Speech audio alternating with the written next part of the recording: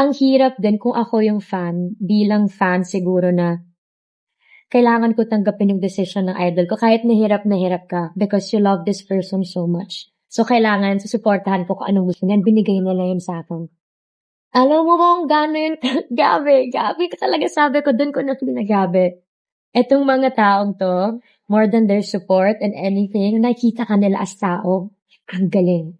Ibang klase sila. So, nag-thank you ako kasi yun yung hindi nila pina-feel sa akin na I need to explain anything. They respected that. And Then at 1944, is this pushing through? yes, di ba? Diba? Tumingin ito? Yes, alam ko yes. Okay. Pero since it's a period movie, medyo talaga to prepare, especially Right. Inang.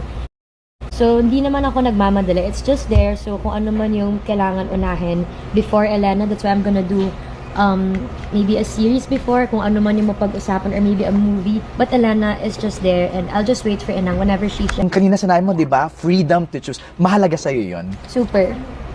Kasi ako yung klaseng tao na ayokong feeling ko hindi ko hawak yung buhay ko. Ayoko nang may nagdi-dictate sa akin. New era. What lessons have you learned that you're bringing in with you? Maybe a lot of things. First is to, love yourself. Okay. Love yourself and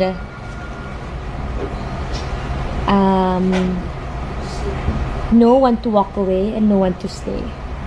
Dapat alam mo yung value ng sarili mo. And for me, ito yung greatest lesson na tinuro sa akin nila Tita Cory and the CLK, that you can never go wrong with kindness. And na-prove ko yon sa lahat ng nangyayari nito. Walang masama kung maging mabuti ka. For me kasi, if you do something good, babalik sa'yo. If you do something bad, babalik sa'yo. So, nasa yun na yun kung anong pipiliin mo. And sila yung constant reminder sa akin. Actually, ngayon ko lang naalala. Nakalimutan ko yun sabihin sa thank you message ko sa kanila.